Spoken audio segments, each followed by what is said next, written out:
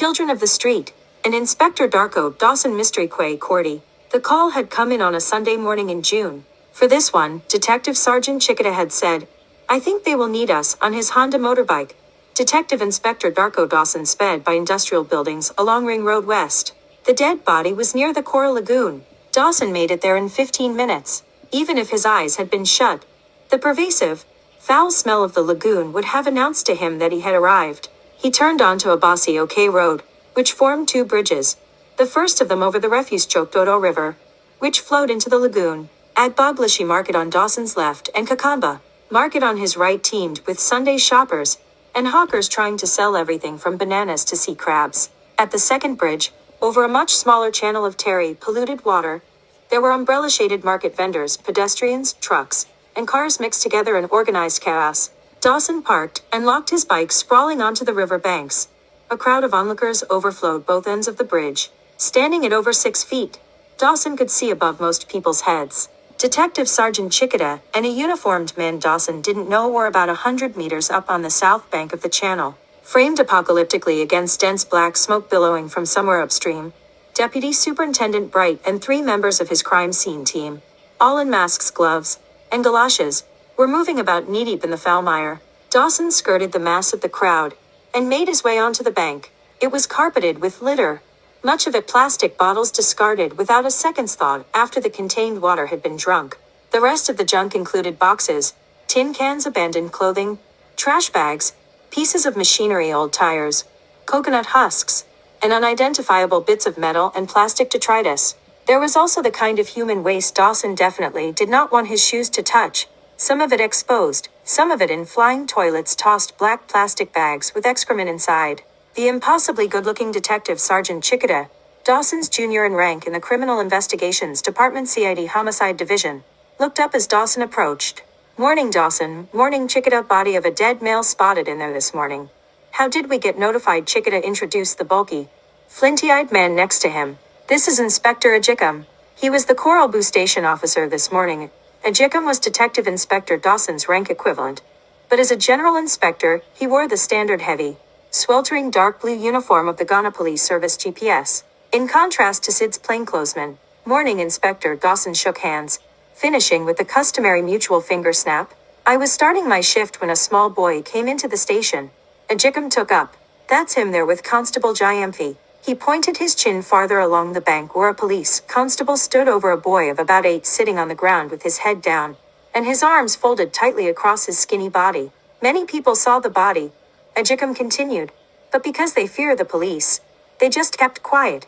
But the boy took it upon himself to run over to the Coral Boo station to report it.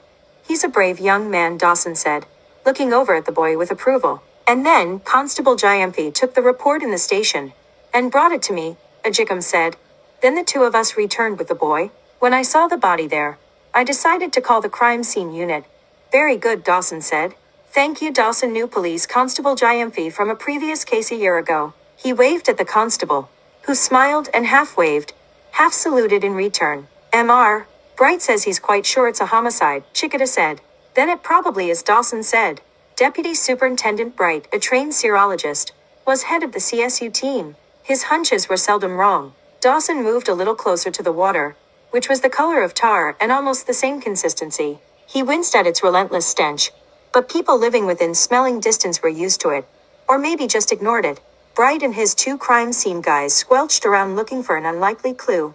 There was so much garbage it would be a miracle if they found anything useful. Only Bright's relentless thoroughness and commitment to excellence had deemed the search necessary. Others might have simply reeled the corpse in without bothering. The garbage partially camouflaged the dead body, which was face down. On casual glance, it could have been mistaken for a big clump of rubbish, and undoubtedly had been. With Glob sucking at his galoshes, Deputy Superintendent Bright joined Dawson and the other 2 men. "Morning, Dawson." His voice sounded like the bass notes of a bassoon. "Please excuse my appearance and odor."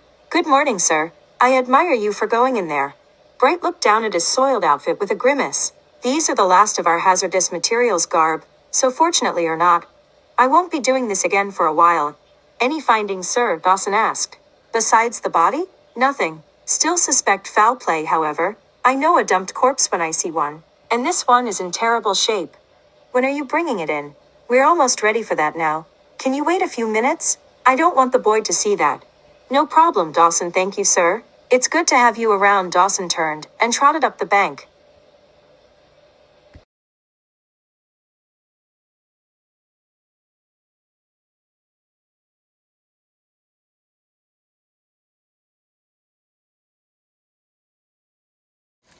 The boy was still with Police Constable J.M.F., who was in his mid-20s but looked so young he could have gone undercover as a high school student. As Dawson approached, J.M.F.'s face lit up with a smile of strong, white teeth, the kind that could snap the top off a beer bottle. "Morning, J.M.F.", Dawson said as they clasped hands. "How are you? It's nice to see you again." "Yes, sir, and you too. How are the wife and new daughter?" "Very well, sir, thank you, sir." "Good, I'm glad." J.M.F. was a recent import from the rural town of Kenanu in the Volta region. With Dawson's help and persistence, he had been transferred to the police force in Accra, not an easy achievement in the GPS. He was a good man with great integrity and promise. Dawson looked down at the boy, who didn't return the look. He wore torn cut-off jeans, a soiled black and white muscle shirt that was too big for him, and slippers that were falling apart on his dusty feet. He was staring at a point on the ground in front of him. Dawson knelt down. "How are you?" "I'm Darko." "What's your name?" The boy's eyes flitted up and away. "Sly." Dawson held out his hand. Sly shook it after a second's consideration. "Thank you for what you did," Dawson said. "You were brave to go to the police station. Do you know that?" Sly nodded tautly. Dawson lifted his face with a touch to his chin. "Are you all right?" "Yes. I'm not going to do anything to you. I only want to be your friend." Sly nodded again. Dawson stood and reached for the boy's hand, pulling him up. "Let's go for a walk." "Okay, while we're gone," Dawson said to J.M.F., "I want you to talk to these people in the crowd. We need to know if anyone saw anything this morning or last night in connection with the body. We need names, and we need a way to get back in touch with them. That might be hard around here, but do your best." "Yes, sir. And always remember faces, J.M.F. Try to make your mind a camera. You never know who you might run into later on." Dawson turned away with Sly and steered him around a pack of spectators. As he and the boy walked past, every head turned to watch them. Dawson took a quick but good look at all the faces, practicing what he had just preached to his constable. In reality, the chance was remote that they would get usable information from anyone. Watching policemen at work was okay. Talking to them was not. Dawson and Sly were now walking along the curve of the Oda River's east bank toward the shacks of the slum in the distance. "How old are you, Sly?" "9. From northern Ghana, upper west region." Dawson had made an educated guess. Most of Adboglishi's residents came from northern Ghana. "Where do you live?" "Here in Sodom." In Gomorrah was the bitter, ironic nickname for Adboglishi, Accra's most notorious slum. Drugs, prostitution, rape, 40,000 squatters, and practically every year a new but unsuccessful government plan to relocate them. Dawson and Sly walked the beaten path through mounds of trash containing the ubiquitous plastic bags and bottles, carcasses of old TVs, trash scanners, mobile phones, air conditioners, refrigerators, fax machines, microwaves, dead computer monitors, and defunct CPUs. To their left was a mountain of electronic waste piled higher than Dawson's head. "What were you doing this morning when you saw that dead man in the water?" he asked Sly. "Burning cables. That was what caused the dense black smoke all along the banks of the Oda. The boys burned TV and computer cables to get at the copper wires, which they sold locally for 50 pesos per kilo, or about 18 cents per pound. Ahead was a line of teenage boys that made Dawson think of an assembly line, only this was disassembly. The first boy was breaking open the back of an old TV monitor using a rock. The second was degreasing some cables with a solvent. Farther along still, a cable burning session was beginning. 5 boys of ages 10 to 15 were crowded around a mass of prepped cables. All from northern Ghana, they addressed Sly in rapid-fire Hausa. Although Dawson wasn't fluent in the language, it was obvious they were asking who he was. Sly's response seemed to satisfy them because they nodded and smiled. "I tell them you're my friend," Sly explained. "Where did you learn English?" Dawson asked. "I was schooling at my hometown before my father told me to come to Accra with my uncle." "Are you continuing school here?" "No, I'm not. My uncle says he won't send me to school. He just wants me to sell copper and make money." Dawson said nothing to that, for now anyway. The Hausa boys used insulation foam as kindling and a cigarette lighter to start the burn. Poking the cables with sticks brought the needed rush of oxygen and created a miniature inferno with a blast of deadly black smoke. Even though he was upwind from it, Dawson caught a good whiff and backed away slightly, thinking of the toxicity of the fumes. With his foot, he flipped over a piece of plastic from a computer monitor and found a label that read School District of Philadelphia. Junked, unusable equipment that the rich countries passed off as charitable donations ended up right here in embarks. Ask them if any of them saw the dead person back there or heard anything about it, Dawson said to Sly. The boy obliged. His friends, intent on their task, replied briefly. They didn't see anything, Sly said. They haven't heard anything, Dawson nodded. He hadn't expected much more than that. Fact was, if the dead person wasn't a friend of theirs or otherwise important, it just wasn't of that much interest to them. Someone died. So what? Let's go, Dawson said to Sly. A little farther along, he put his hand on the boy's head like he was palming a soccer ball. Burning that stuff is dangerous. There's poison in the smoke, and you're breathing it inside your body. You understand? Sly nodded, but uncertainly. Dawson wasn't sure he really did get it. He ruffled his companion's short, wiry hair. You're a good boy, Sly. Is your uncle at home? Sly was hesitant about something. You don't like your uncle? Darko asked. Yes, I like him, Sly said. But the changed tone of his voice, broken up like a bleat, told Dawson he wasn't telling the truth. Don't be afraid, Dawson said. I only want to talk to him. Roaming the open land bordered by the ring road on the west and the edge of the Odo River on the east were a few grazing horses and a herd of placid, foraging cows, brought all the way from the northern territories by migrants who had lived as nomads. It was a bizarre mixing of rural lifestyle with the urban slum. Only in Accra, Dawson thought. Only in Accra. Deep within embarks, Sly walked with easy assurance as if floating over the rocky ground. He skipped nonchalantly across gutters filled to overflowing with garbage encased in opaque, grayish-black glop. He ducked under laundry hung out to dry on clotheslines crisscrossing like railway tracks. He took narrow, abruptly swerving passages between rows of rickety homes constructed of wood that just begged for a conflagration. Life went on here with the same inevitability it does anywhere else. People worked and traded, children played, women got their nails done, men had their hair cut, and a group of shirtless teenage boys watched soccer on a communal TV. Here and there, Dawson caught a whiff of marijuana, OE, as it was popularly known. From his nasal passages, it went like a blast to a pleasure spot inside his brain. He felt that tug of desire that told him he had not yet conquered his vice. 5 months completely clean, one day at a time. People asked Sly who his companion was. He gave the same answer every time. He's Darko, my friend.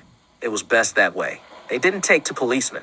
If casual queries about the corpse in the lagoon yielded little to no useful information, it was still more than Dawson would get if people knew he was a detective. They passed a small mosque that stood out as one of the few brick buildings in embarks. A man inside was prostrate on his prayer mat. There's my house, I said, slowing down and pointing. Where those boys are playing, 4 teenagers were kicking and heading a soccer ball back and forth to one another without allowing it to touch the ground. A man sat in front of a windowless, 8-foot square wooden shack raised off the ground on short stilts. Is that your uncle? Dawson asked. Yes. Sly's uncle saw them approaching. For a moment he didn't move, but he finally rose to his feet as they came closer. He was frowning the puzzled kind of frown and he looked wary. Good morning. He was average height with squinting eyes. His hair was graying at the temples and retreating from his domed forehead.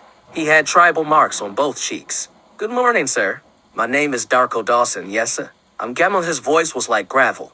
Behind him, the door of his living quarters was ajar, and Dawson caught a glimpse of a thin foam floor mattress as holy as Swiss cheese. Have he do something wrong? Gamel asked, gesturing at Sly.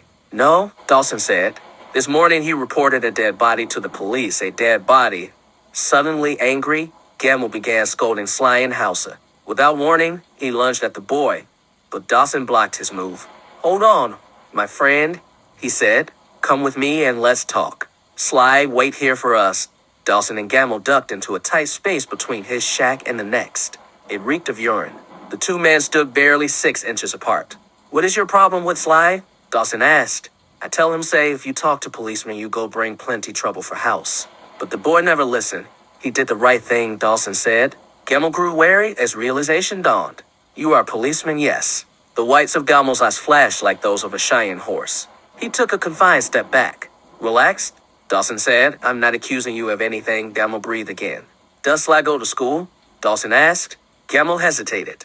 No, sir, why not? I tell him say go to school, sir. He know like, how old are you? Gamel. Dawson snapped. 42, sir. How old is Sly? 9.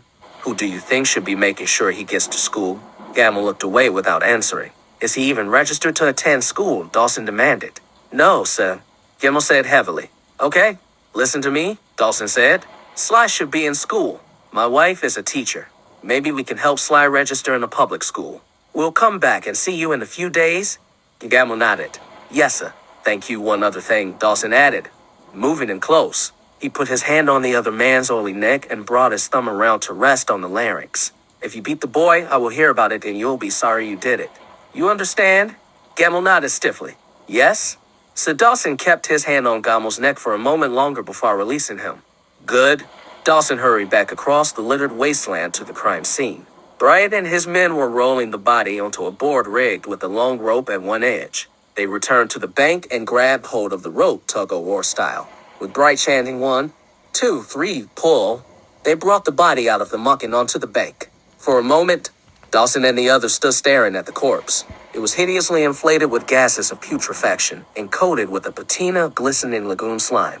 The face was puffed up 3 times normal, the chest and belly balloon-like. The smell was dizzying. Dawson choked and swallowed down nausea rising in his throat like a fountain. Gritting his teeth, he crouched by the body, determined not to throw up. The person had no shoes. His clothes were blackened and soiled. A t-shirt, long shorts that guys in the crawl wore nothing